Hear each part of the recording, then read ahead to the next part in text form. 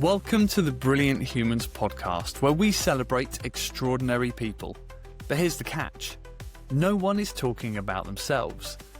Every guest is here to share the story of a brilliant human who shaped them, inspired them, or changed their life forever. They might be famous or completely unknown, alive or no longer with us. A teacher, a parent, a stranger, a leader, a friend. These are real stories, honestly told. Stories of kindness, creativity, courage and connection, because brilliance deserves to be shared. This is the Brilliant Humans podcast. Welcome to the show. Today on the Brilliant Humans podcast, I am delighted to welcome Steve Price, husband, father and founder of Sport Tank.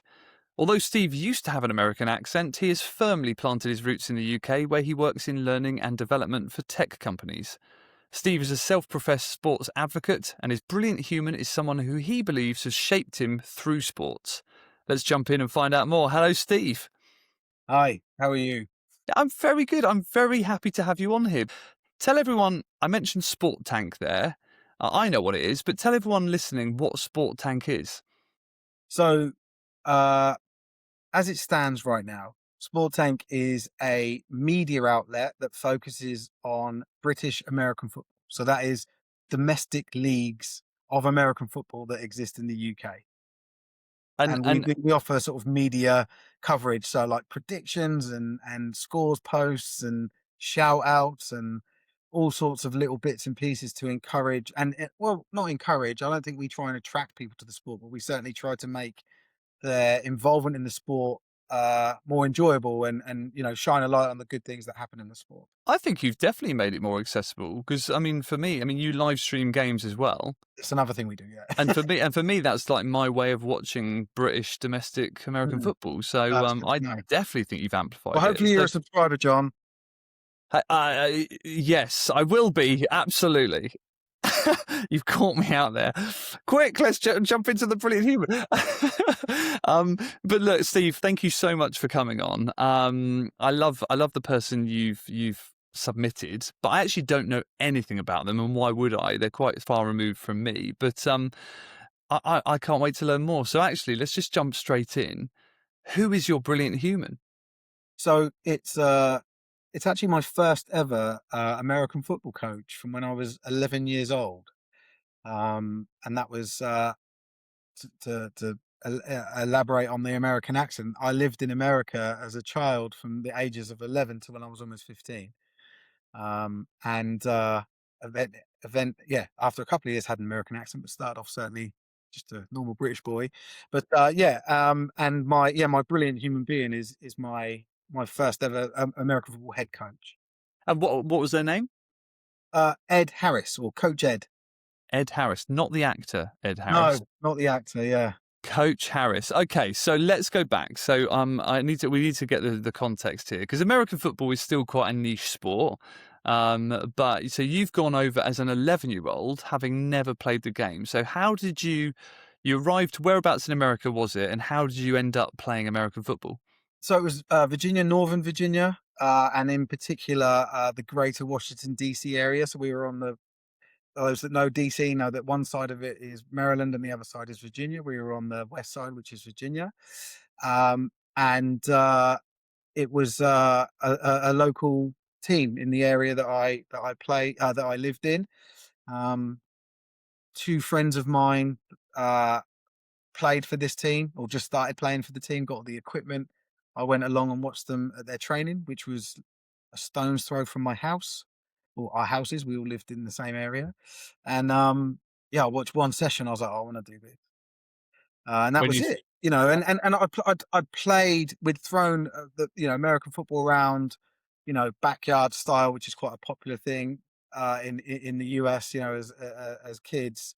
And I'd started to sort of get to understand the rules a little bit, but I was still very much into football then, and a bit of rugby. And so yeah, I did. It was my first real taste of like, oh, this is what this sport's actually like. Watching them train and what they did with, I don't know, even just their stretches with their helmets. They did stuff that you just wouldn't do today. But I was like, oh, that's cool.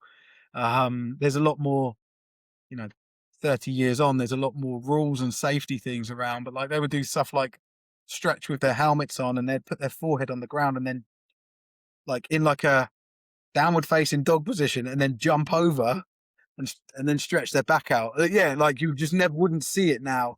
But like all of that and like the like it was almost like militant the way that they trained, or like the cheering and clapping and the drills and like the cheer, like the when I say cheering, the cheering from the team coming together to chant. I suppose chant's a better word. Yeah. But then also the cheering that you would get from the coaches when someone did something good. Like it was always like, oh, it was like, big shouts and big pats. And I was like, yeah, I know I can do that. Like and that was what drew me into it. And then I joined the team. Yeah, awesome. And I think as British kids growing up when you and I did, American football definitely had that kind of rah rah. I mean, I first got into it in the 90s, just watching it. And I think there's something, quite sort of gladiatorial about put the helmets and the shoulder pads and the glitz and the glamour. So I can totally see as 11, 12-year-old, you in America getting into it. So you went down to the club, you saw your mates play, and you thought, this is a bit of me. Do you remember the first time that Ed came into your life? Oh no, I don't. I No, I can't say I do.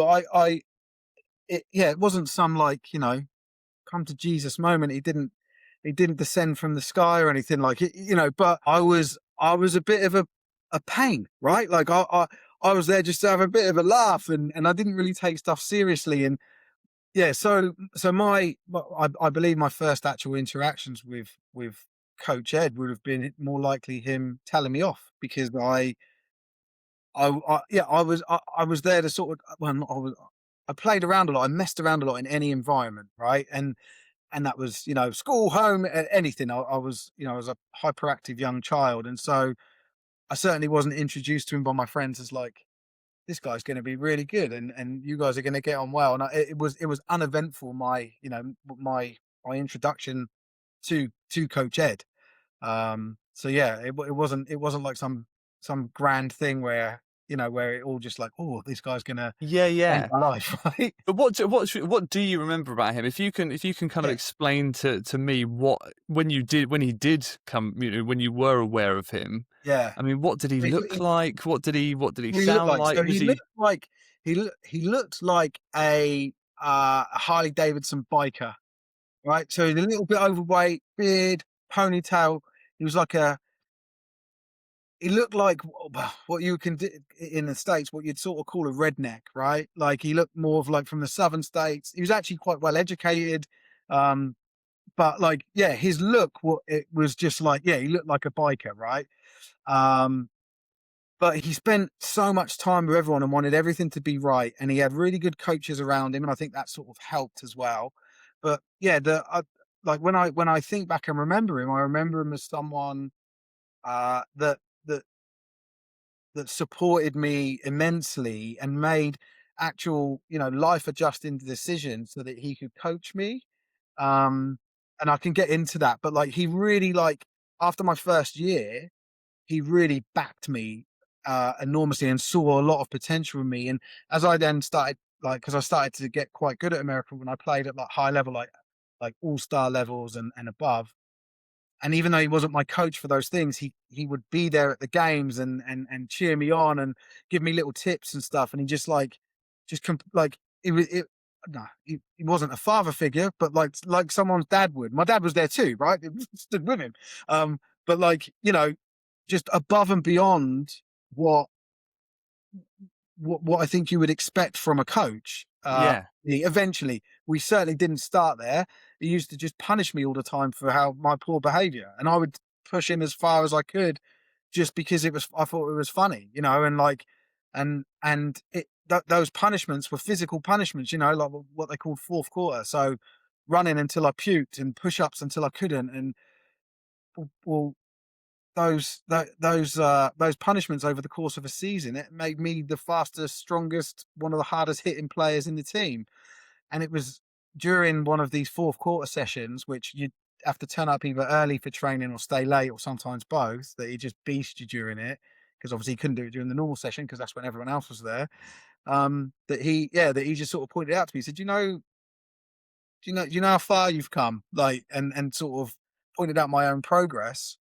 And then he said, "Actually, yeah, like, because I was sort of doing like, I think I was doing like push-ups or something." And he walked off around the corner to where all the other players were starting to come in for training, and he came back with one of the four captains, and a guy called Chris, and he said to him, "Chris got something to say to you," and Chris said, "I want you to take my captain position."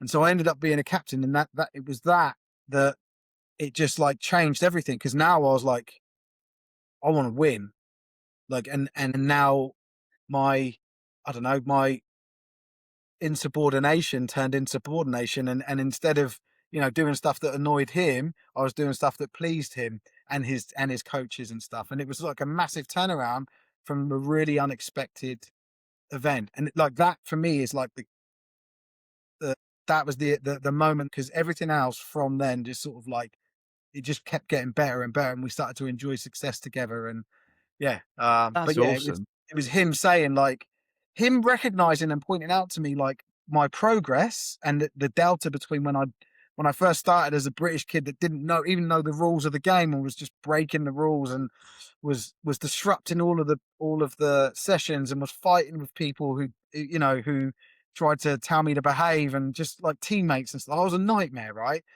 Behavior that probably would have got me kicked off of any other team, but he just kept me around, and saw my progress.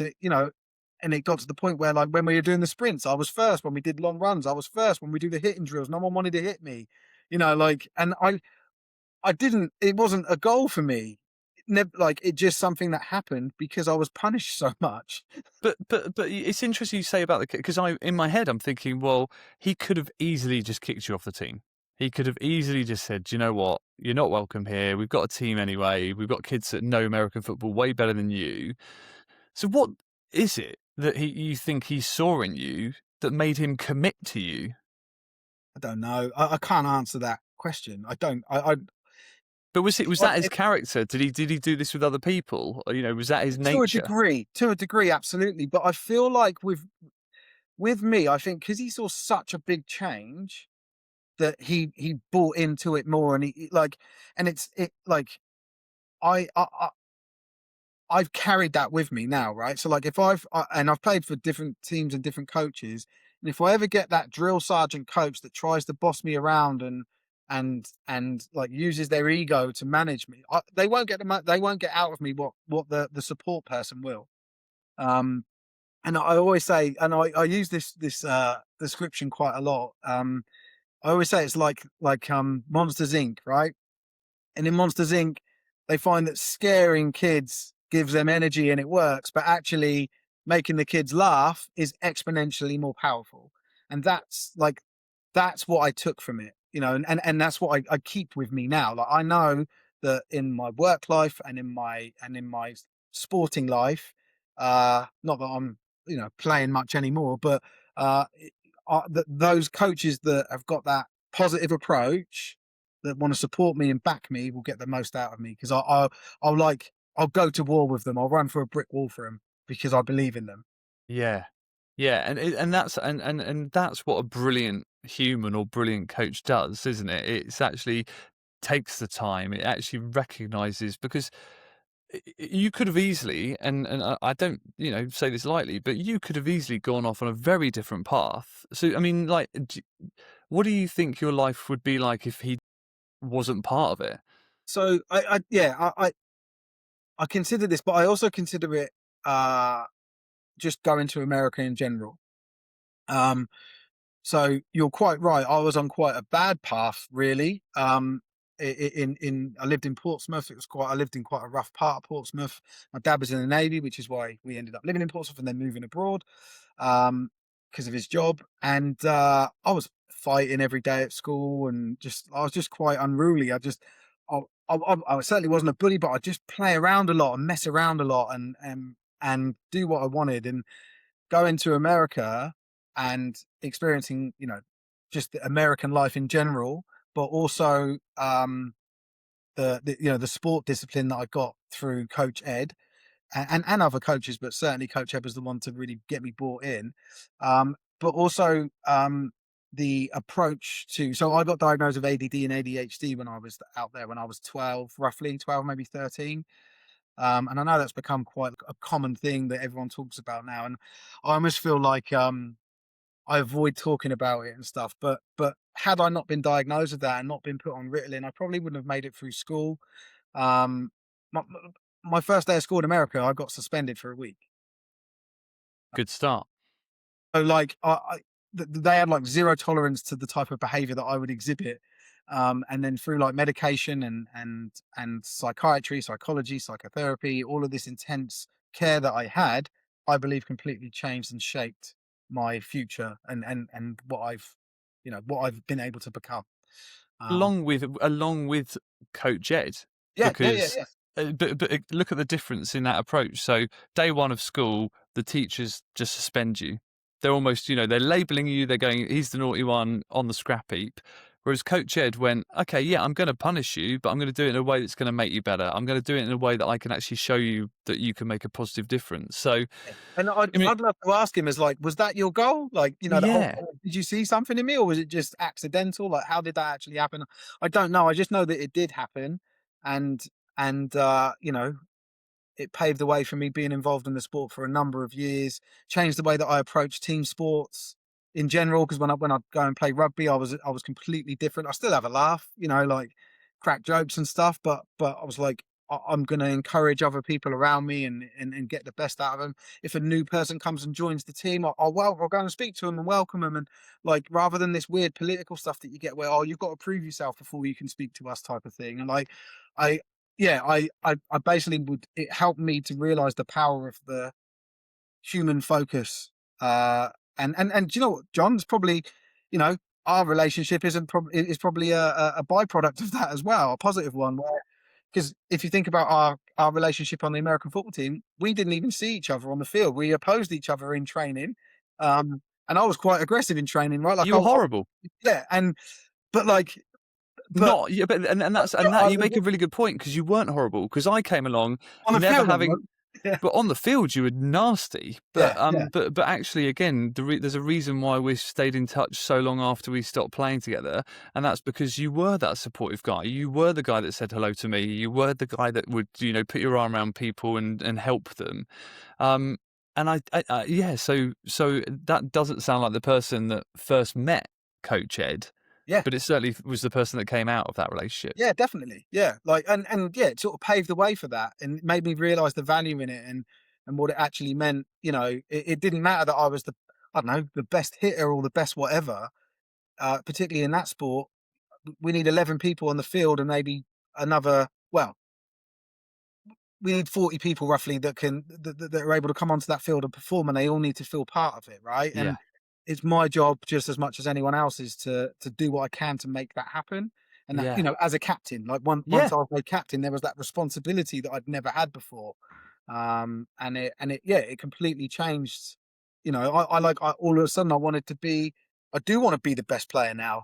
And I do want to perform well. I do want to get the ball for you when you need it. And I do want to tackle the player that you want me.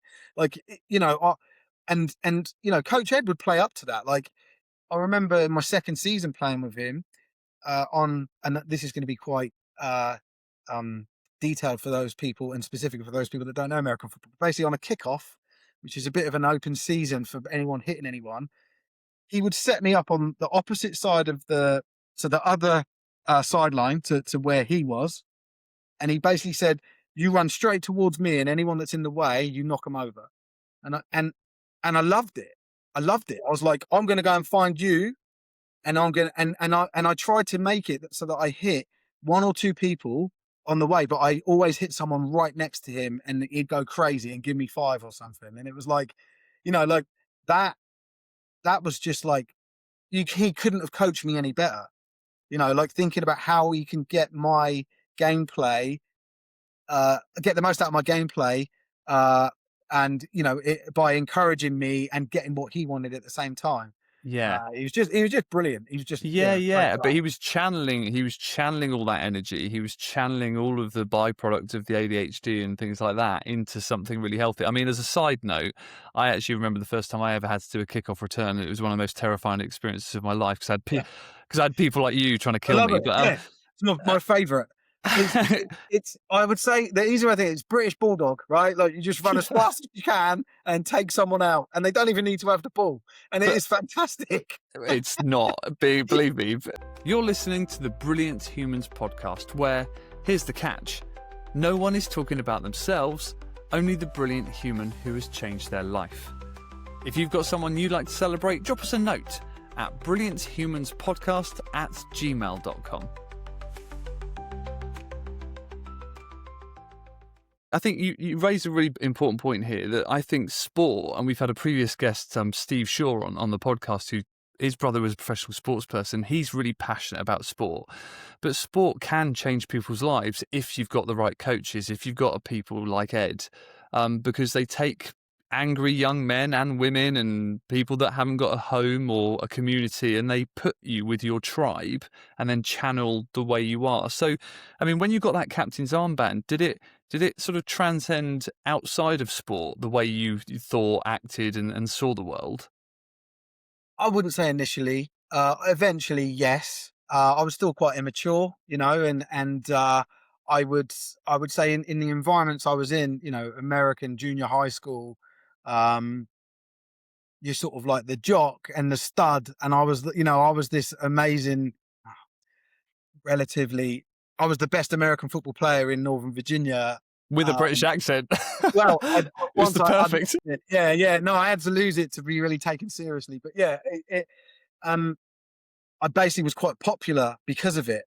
And so I wouldn't say that it changed that I wouldn't say that it changed the way that I approach life for a long time, but I've always had a sense of like righteousness and like if someone was getting bullied, I'd go and help them even if I didn't know them and stuff. Like I've always just wanted it there to be like, I don't know, harmony and people not to get picked on and stuff. Like I've always had that about me, like protect people. Um, so that was always there. But yeah, I would say it wasn't until I was older that it did sort of change, and I started to realize, well, if I react to positivity so much, I should exhibit that more, and I should look. And I even, I remember studying like NLP as part of my work, and then realizing, oh god, the NLP is about negative language, and and even looking at things like avoiding words like not, or saying what to do rather than what not to do. And I carry that with my kids now, right? So like there's a load of things that it sort of unlocked and paved the way for later in life for me, that as I reflected on the impact it had made on me, how I wanted to understand how I could carry that forward and amplify it if possible. Yeah. Yeah, Yeah. yeah. And that amplification effect is a common theme on this podcast. Right. And actually, what we've realized is that brilliant people have, they touch other brilliant people, and then that Mm. amplifies out to other brilliant people. And you have that positive effect in the world. And it might just be in your little bit of the corner of the world, but it's huge. And you said something previously about Ed kind of literally sort of changing his life to help you, or Yeah. something along those terms. So what happened there? So Ed had a deputy head coach called Kevin. So Coach Kev and Coach Ed. And they both lived in a place called Centerville, or just the other side of it, which is quite far away, like a 40-minute plus drive from where we played. And contrastly, as I said, I was literally a 2-minute walk from where we practiced. We played games a little bit further away, but that was not a big deal. And for both Kev and Ed, we trained, I think, 3 to 4 times a week. Which, yeah, I know it's insane compared to British standards, but that's normal in America, right? And I love that because it was like, oh, I can't wait to be there. And I would get to training like half an hour early and start stretching and stuff. Like, I just wanted it to be there, and I'd be the last to leave because I was like, oh, it's over, is it? And but but Coach Ed and Coach Kev, that it really like was taking a toll on their lives to travel so much. And so I remember after my first season, at the end of season awards, um, they they both stood up on a podium and talking, and they said, "Oh, well, we won't be around next year because we're going to go and coach at Centerville." and I was like, I was gutted, right? And I was thinking, like, do I go and should I go and train play at Centreville? And I was like, oh, it's too far. Like, my mum and dad have to take me, and like that's it, it's done. And I didn't say much about it. And then about I don't know X number of weeks later, I got a phone call. Got a phone call at my house. Answered it, and it was Coach Kev and Coach Ed, and they said, "We've been thinking about how you reacted and how you were at the awards night after we'd said that we're going to Centreville." And apparently, I didn't notice this, but I was. He said like my head was down, and I was just like really gutted about it. And but I wasn't trying to show it, But they saw it, right? And they said, "Well, we've made arrangements, and we're going to come back and coach you again next year." Wow. Yeah, and so that was massive, right? So my second season was like really when I made massive. Like I was out, so I was still getting suspended from school, and I was just using. I was trying to get suspended from school so I could go and run or lift weights or just kick a ball, throw a ball, catch a ball. Like I was just so focused on American football because of like how much they bought into into me. Yeah. Yeah. And then in my third year, so between my second and third years, that was when I got into the All Stars and started, and I ended up playing for Virginia State Juniors. And um, I then got there's like a grading system. I then got graded as the highest grade type player in it from my age group, and I was only allowed to play for a certain grade of regular season team, and that basically meant that I couldn't go back to play for the team or even anywhere at the club that I'd come from Because because they were too low. they were too low. Yeah, so there was Oh, National, Central, and American, and I'd been graded at American, and because I played like All Stars and stuff, I wasn't allowed to go back to a National or a Central team. It had to be an American team. There wasn't one, and so I like because of the playing for these high levels, I got to speaking to different coaches, and I was getting coaches from teams that knew I was sort of available to go and play for them. Um, and then Coach Kev and Ed didn't have the qualifications to be an American grade coach, but they lobbied with the club and got one of the teams promoted to that level so that I could stay at that club. wow. They Mm. really believed in you, didn't they? Yeah, yeah, yeah, They yeah, really did. massively, And yeah. so I mean, he was the head coach. We all know head coaches in all kinds of sports, or coaches in sports that have mantras or a list of values or principles. Did Coach Ed have those? Do you know what? I can remember, and this is going back so long, but I can remember bits and pieces, and I remember things that he said and things that he instilled. Um, and like even like it'd like sing little chants and songs and stuff like, and he'd get everyone to do it, and like so I remember those little bits and pieces. So it was like stuff like respect your helmet and make sure it's always faced up. Like don't let a helmet be on the wrong way. And I don't know if you ever picked it up on that, but in the UK, I would always go if where there were helmet on the sideline, I always go and put them up the right way. I did And, pick up on that, Steve. and I just thought you're yeah, very anal about it, yeah, but yeah, and yeah. Some people think it's because I got OCD. It's not. It's just a respect thing. And if someone's yeah, sat, yeah, I'll be like, no, don't sit on your helmet. Take a knee next to it. Just little things like that that sort of ingrained in my thinking. Things like if you ever dish out a massive hit on someone and level them, pancake them, always pick them up. And like, but if there's more, if there's a gang tackle, then you will just walk away together. Just like these things are still in my head, and I still, well, I don't know that I play now. I'm hoping to play, the odd game soon, but it still sticks in my head. I still do it, and I still, I don't know, preach it to a degree. I'm not that big of a stickler with it, but I will say to players like if we gang tackle someone, I won't let them like stand over. I'm like it's because it's more of a psychological impact that someone has just decimated you or a team has decimated you, and they just jog away, they run away, whatever. Like don't celebrate nothing. And the same with the hit thing. Someone's just annihilated you, and they just pick you up, and then you run off. Yeah, he was really big on like the intimidation factor and making people second guess where you are and what you're doing and stuff, and make it like how do you become difficult to play against, and like all of those things constantly go around in my head when I'm yeah. playing. And I hear and I see things, and I always think of like, oh yeah, Coach Ed would have been singing this or doing this, and it always stick. It's like he created my bedrock Yes. for the sport, Yeah, and yeah. so yeah, so there was no like I mean, you may speak to him and you say, yeah, of course we had a mantra. It was this. I can't think of one or remember one, but there was just so many little bits and pieces that he was like, do this, do that, and it was just a way of operating, and it's just yeah, it just stuck with me, 30 odd years later. And that's the thing with brilliant people is they become part of you, and you do things and you realise, well, actually, that was Ed, straightening that helmet or telling you, and talk about it again.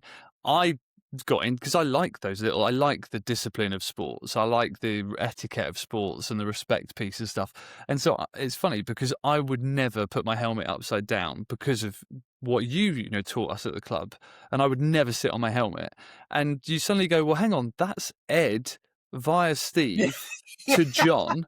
yeah, And then when I coached the under 17s, yeah. Oh I God, yeah, wouldn't I let remember them this. do it. Yeah, So actually the insane. ripple effect of Ed is Mm, massive. yeah, yeah. So how did Ed, did you stay in touch with him? He obviously stayed a part of you when, no, No. it sort And of, I've how tried did to it look fade him away? up.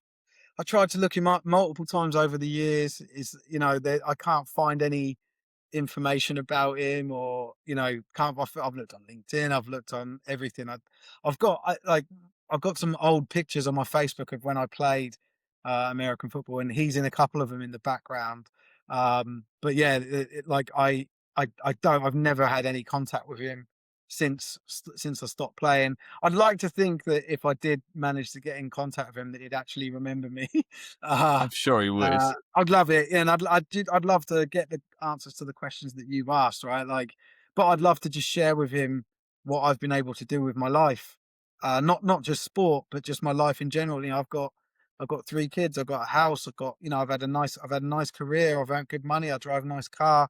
I've set up Sport Tank and run that in my in my spare time, and that's been successful. And it's like all of these things that, yeah, that I don't know, they're not because of him, but he's a big contributor in it. And I just want to share, like, I did all right in life, like everything's going really well, and just so he knows that. I don't know, like, Yeah. so I know that's an odd thing. Well, it feels odd saying it, but I'd love to be able to share that message with him. Yeah, I mean, I don't think it is odd. I remember my middle school teacher, a guy called Mr. Turner, Steve Turner, and I'm the same as you. I've tried looking him up. I've tried to find him, because he had such an impact on my life. And again, I think it comes back to what you talk about with Ed. Is he actually took the time to get to know the person and then coach or teach in a really unique and individual way to that person. And look, I don't know. You were saying that you can't find Ed. I mean, probably because Ed Harris has like owned Google, but from the actor that Well, that's hasn't the helped thing, you. yeah. But His wouldn't it be name is so great? common. It's so common, but wouldn't it be great if we could somehow get this podcast Don't. to Ed if he's still around and he could listen to it? And if he is listening, Steve, this is my final question to all the guests on this podcast. What would you like to say to Coach Ed? Oh, I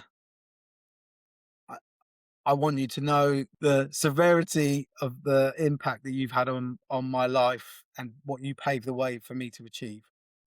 Um, I know I've given you good times, and we enjoy good times together mutually. But what you've unlocked for me in life, I'm extremely grateful for, and I'd like you to just know about it.